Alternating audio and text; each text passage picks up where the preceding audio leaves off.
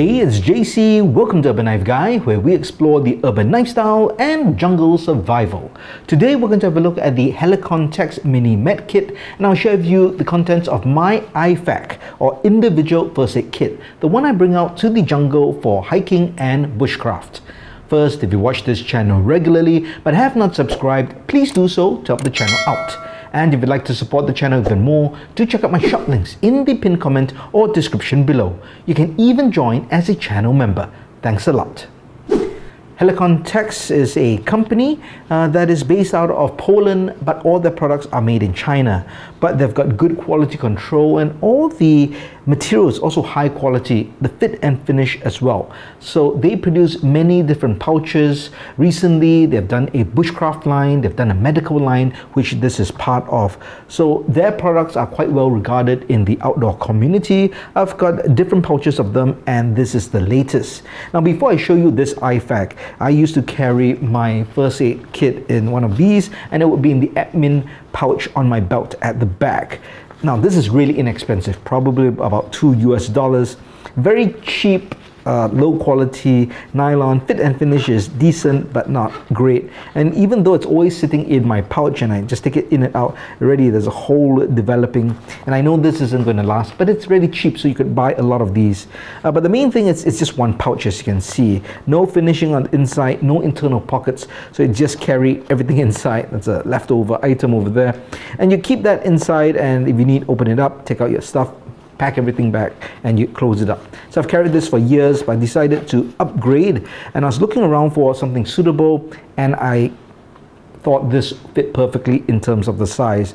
I should also mention I carry a military FAD, or first aid dressing. You can also carry an Israeli dressing, but this doesn't go inside here on my pouches simply because it's too big. This goes into my ops pouch, which is on the right side of my belt. So I should mention that's carried on with me, but not in this pouch.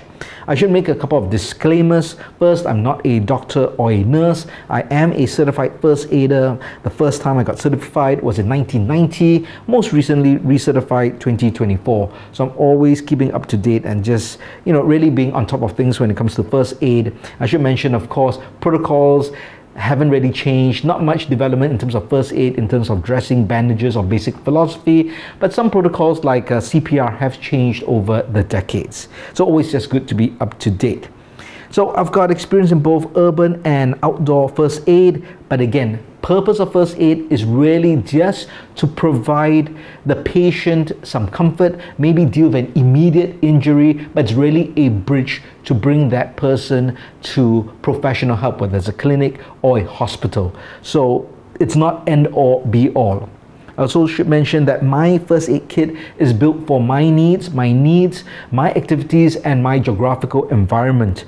So it may be different from yours. And I also built for probabilities, not possibilities, because there's no way a small pouch like this, or even a large outdoor kit, can cover every single possibility. So you want to think in terms of probabilities. What are the probable emergency medical scenarios that you would face based on what you're doing in the environment you're in, and then pack your kit accordingly.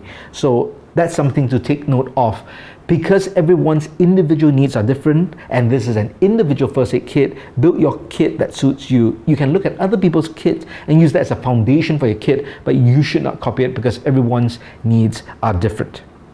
All right, so much for that. Let's talk about the kit itself.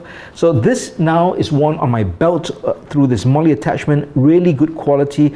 No way that this is gonna come off, and this allows me now to open it on my belt, and when I open it on my belt, I can access the contents inside. Okay, so let's have a look at the pouch itself. Now, this mini med kit comes in different colors. You can get them in gray, coyote tan, black, shadow gray, a few different colors. I chose the red simply because when this is on my belt, you can see it's my first aid kit. If I happen to be injured and someone finds me, they too will easily be able to see that this is a first aid kit. Now, it doesn't come with this blood morale patch, all right, so that's something I bought and added on, but this is Velcro with this kind of a medical patch there. There are many points where you can put a carabiner or tie this to. MOLLE attachments as mentioned, and overall great quality. 100% nylon, it's about 90 grams in weight, very lightweight. The zippers YKK, so very good sturdy stuff. Overall just durable and good.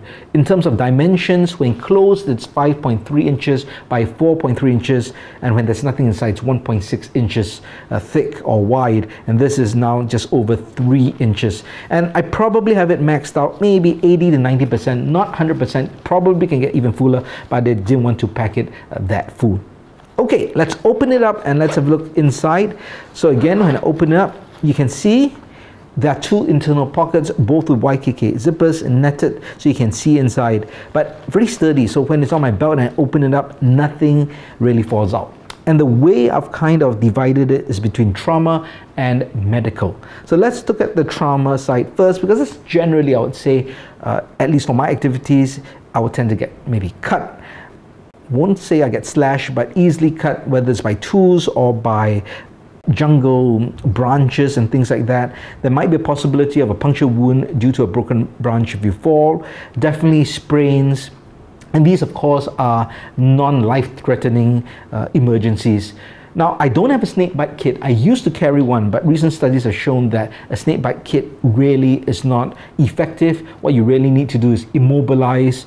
You might want to do a compression bandage, not to cover the wound, but to immobilize and make sure the muscles don't move and keep that limb below the heart level, and then get to emergency help so that you can have anti-venom, used if it's a venomous snake. So no more of that snake bite kit in there. Okay, so let's open this up.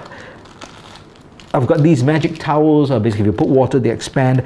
This can be used to clean up wounds or your hands, but if you really run out of gauze, they can also be used to pack a wound.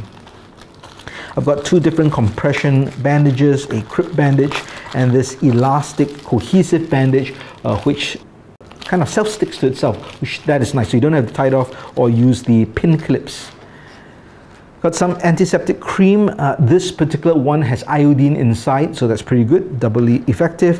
When things really go bad, if you need to seal a wound in an emergency, some super glue. A variety of plasters and alcohol swabs. This is more of a boo-boo kit, really minor wounds. And then if you get something a bit more serious, then you need different types of gauze or sterilized individually packed. And then I also have these steri strips over here to kind of hold an open wound tight together. And finally over here, some hemostatic gauze. So I used to carry the granules, but this is better. So you open this up, I believe this is a pack of 5, and use that directly to pack the wound, cover it, and compress. So direct pressure. And of course, I still do have my military FAD over here, which is a form of a compression bandage with a large gauze pack, which you can tie very tightly. So that's the trauma kit, and that's the one that actually is closest to my body. So I can see it visually, but also remember it as being close to my body. Now, for the medical kit, it's mainly oral medication. Let's start off with the meds. So really, I've got different meds here. This is really for 24, 48 hours.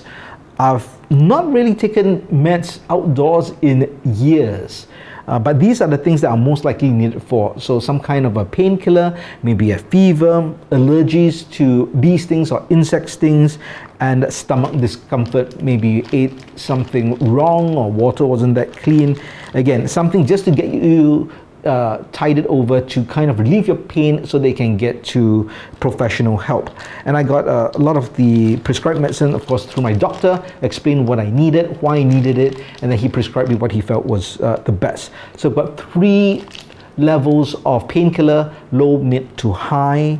I've got this Yunnan Bai Yao, which is something from China. I know a lot of you will not use this or buy this, but this is like considered a miracle medicine. It's an oral tablet. It's mainly hemostatic in nature. It can stop bleeds, but it's also a pain relief. It's in form of a painkiller, or you can prick this open and sprinkle the powder over a wound to clot that.